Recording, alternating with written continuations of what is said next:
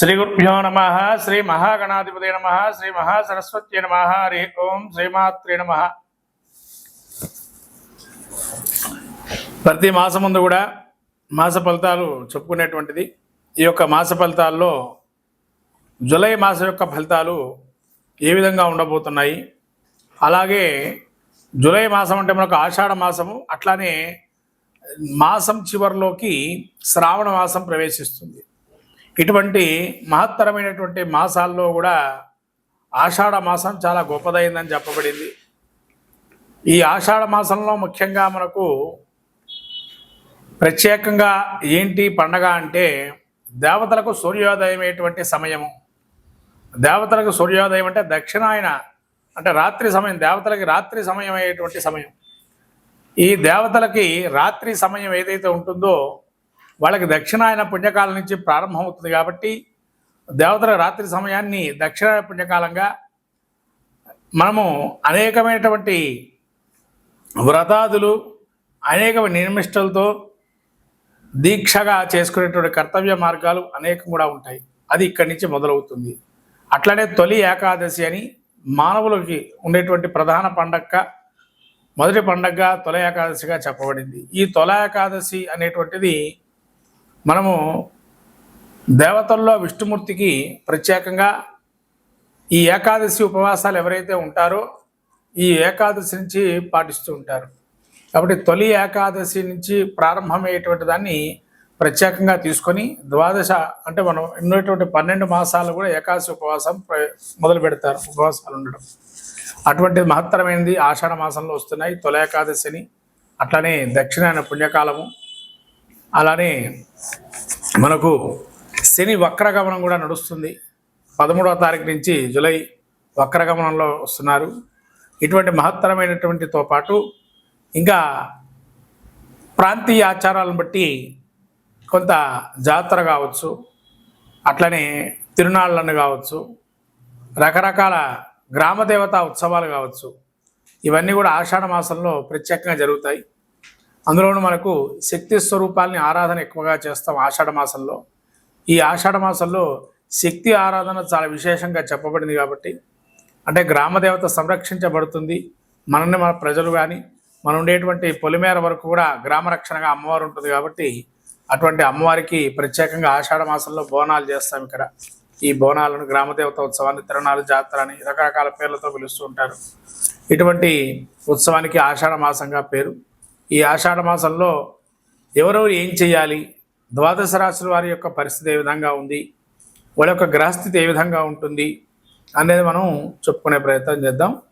మొదటిగా ద్వాదశ రాశుల్లో ఆషాఢ మాసంలో చేయదగినటువంటి సూచన ఏంటంటే ఏం చేయాలంటే మరి ఆషాఢ మాసంలో అంటే ఏదైనా శక్తి కొలది వస్త్రదానం చేస్తే కనుక చాలా విశేషంగా చెప్పబడుతుంది.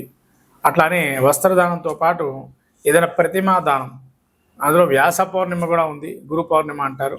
అటువంటి గురు పౌర్ణిమ, వ్యాస పౌర్ణిమ తర్వాత ఇటువంటి మహత్తరమైన రోజులు ఉన్నాయి. గురువు ఆరాధనకి కూడా మనకు ఈ టీచర్స్ డే అని కాకుండా గురు పౌర్ణిమ అని గురువు యొక్క ఉత్సవానికి తెలియజేసేటువంటి ప్రతీకగా చెప్పబడింది. అంటే గురు పౌర్ణిమ కూడా చాలా ముఖ్యమైనది.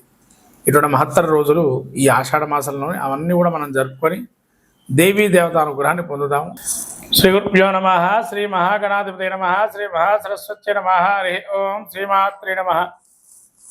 ఆషాఢ మాసం జూలై మాసంలో ఒక ఫలితాలు చూసినట్టయితే కర్కటక రాశి యొక్క పరిస్థితి చూస్తే పునఃసు నక్షత్రం 4వ పాదము, వృషభ నక్షత్రం 4 పాదాలు, ఆశ్లేష నక్షత్రం 4 పాదాలు ఈ యొక్క కర్కటక రాశి. కర్కటక రాశి యొక్క గ్రహస్థితి చూసినట్టయితే జన్మస్థలంలో బుధుడు, ద్వితీయంలో కుజకేతువులు, అట్లాగే అష్టమంలో రాహు, వక్రగమనంతో ఉండేటువంటి శని ఈ 13వ తారీఖు వక్రగమనంలో ఉన్నారు. అలానే శుక్రుడు ఏకాదశంలోను, రవి కూడా ఏకాదశం తదుపరి ద్వాదశ స్థానంలో జన్మస్థానంలో సంచారం చేస్తున్నాడు. రవి 17వ తారీఖు నుంచి జూలైలో దక్షిణాయన పుణ్యకాలం వస్తుంది. రవి ప్రస్తుతం 12లో ఉన్నారు. అట్లానే గురువు 12లో ఉన్నారు. ఈ యొక్క గ్రహస్థితి చూసినట్టయితే ద్వాదశంలో చెప్పుకోవాల్సిన పరిస్థితి. రవి ఎప్పుడైతే 12లో ఉన్నాడో వేళ తప్పిన భోజనాలు అంటే విపరీతమైనటువంటి ఆలోచనతో విపరీతమైన వ్యాపారాలు చేద్దామని ఆలోచన తాహతు అంటే శక్తికి మించినటువంటి కార్యక్రమాలు చేసుకోండి. 24 గంటలు సరిపోయలేని పరిస్థితిలో ఉంటారు, అటువంటి కార్యక్రమాలు చేస్తారు. అలాగే జన్మంలో బుధుడు సమయస్ఫూర్తి ఆలోచన అనేటువంటిది ఎంతవరకు కూడా ఎంత చేసినా సమయం ఇంకా సరిపోవటం లేదని ఒక భావనలో ఉండటం.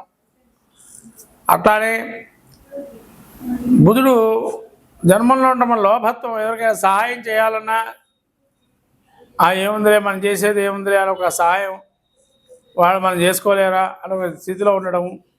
అలానే 12లో గురువుడు ఉండటం వల్ల కొంత దైవిక ఆరాధన, దైవిక శక్తులు, కొంత ఖర్చు ఏర్పడిన స్థిరాస్తులు ఏర్పరచుకోవటము లాంటివి జరిగే అవకాశం ఉంటుంది. 12లో రవి ఉండటం వల్ల అధికారుల వల్ల కొన్ని ఇబ్బందులు కలిగిన రాజా సమానమైనటువంటి ధర్మాన్ని పాటిస్తారు. అట్లాగే కుజకేతువులు ద్వితీయ స్థానం సంచారం చేస్తున్నారు. కుటుంబంలో విమర్శించేటువంటి వారు ఎక్కువగా ఉండడము, మీరు ఒక మాట అంటే అది 10 రకాలైన మాట అర్థం చేసుకోవటము, అట్లానే ధనపరంగా కొన్ని చికాకులు ఉండటము, అనుకున్న స్థాయిలో ధనం రాబడి లేకపోవటము, అట్లనే కంటికి సంబంధించిన వ్యవహారాలు కొంత జాగ్రత్తగా ఉండాలి. కంటికి అలానే కొద్దిగా చెవులకు సంబంధించి కూడా కొన్ని ఇబ్బందులు కలిగే అవకాశం ఉంటుంది.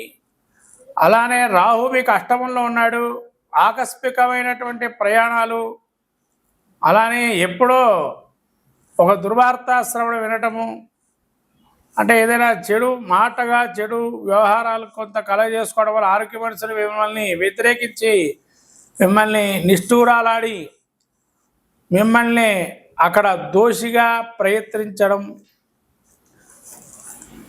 అలానే శని కూడా మీకు వక్రగమనంలో ఉండడం వల్ల కష్టాలు ఒక్కొక్కడిగా సంప్రాప్తమవుతుండడం మొదలవుతాయి ఈ జూలై మాసం 13వ తారీఖు తర్వాత నుంచి.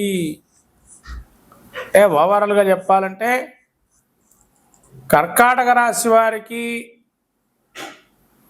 ఈ యొక్క జూలై మాసం అంతగా రుచించకపోవచ్చు, ఎందుకంటే 90% వ్యతిరేక ఫలితాలు ఎక్కువగా ఉన్నాయి. కానీ నవగ్రహ స్తోత్ర పారాయణాలు, నవగ్రహ కవచాలు, నవగ్రహ ధాన్యదానాలు, నవగ్రహ దేవాలయానికి వెళ్ళి విరివిగా ఎప్పుడు పడితే అప్పుడు మీరు స్తోత్ర పారాయణాలు అష్టోత్తరాలతో అభిషేకం చేసుకోవటమో పూజ చేసుకోవటం కానీ, ఇంట్లోనైనా కవచ స్తోత్ర పారాయణ గ్రహపీఠార స్తోత్రం కానీ, ఇష్టదేవత ఆరాధన చేసుకోవడం వల్ల కులదేవత ఆరాధన చేసుకోవడం వల్ల మంచి ఫలితాలు వస్తాయి కర్కాటక రాశి వారికి. వ్యాపారస్తులకు కూడా కొంతవరకు నైపుణ్యత ఉన్నా కూడా అయ్యో మనం ఇంత ఇండస్ట్రీలో ఇన్ని సంవత్సరాలున్నా మనం ఇంకా సాధించలేకపోతున్నామే ఒక మనసులో భావన ఉంటుంది. రాజకీయ నాయకులు కానీ సినీ ప్రముఖులకు కానీ కొన్ని ఇబ్బందులు కలిగే అవకాశం ఉంటుంది. అంటే ఏదైనా డబ్బు చేతికి సహజంగా అందకపోవటం వల్ల ఏదైనా రిలీజ్ కానీ ఏదైనా చేద్దామన్నా కూడా ప్రతికూల ఫలితాలు ఉంటాయి. అలానే శుక్రుడు వీరికి ఎప్పుడైతే 11లో ఉన్నాడో రాజకీయ ప్రముఖులకి సినీ ప్రముఖులకి ముఖ్యంగా ఈ శుక్రుడు యోగదాయకంగా ఇస్తున్నాడు ఫలితాలు. సరే ఆశించకపోయినా మనకు కనీసం గుడ్లో మెల్ల బయటపడ్డామే ఏదో కొంత గొప్ప అని చెప్పి ఒక మంచి అనేది జరిగిన అవకాశం ఉంటుంది ఖర్చు పెట్టిన దానికి. అట్లా విద్యార్థులకి కొంత కష్టంగా ఉంటుంది పాస్ అవడం, మతి స్థిమితం కొంత అంటే చదువుకున్నది మతిమరుపుగా ఉండటము, అక్కడ వెళ్ళి రాయటం అనేది కొంత ఇబ్బంది కలగటము, చదువుకున్నది గుర్తుపెట్టుకోకపోవటం లాంటివి జరిగే అవకాశం ఉంటుంది. ఇటువంటి గ్రహస్థితి ఈ కర్కాటక రాశి వారు ఉంది కాబట్టి గురుస్తోత్రంతో పాటు సుబ్రహ్మణ్య ఆరాధన చేసుకోవడం వల్ల మంచి ఫలితాలు ఉంటాయి కర్కాటక రాశి వారికి. అదే లక్ష్మీనారాయణ హృదయము, లక్ష్మీనారాయణ ధ్యానము, ఈ తొలి ఏకాదశి రోజున ఉపవాసం చేసి అనంతరం బుధాదశి నాడు ఏదైనా ఒక వ్రతం కానీ హోమం కానీ ఇలాంటివి చేసుకొని విష్ణుమూర్తి ప్రీతిగా దాన ధర్మాలు చేయటం వల్ల మంచి ఫలితాలు ఉంటాయి ఈ యొక్క ఆషాఢ మాసంలో కర్కాటక రాశి వారికి.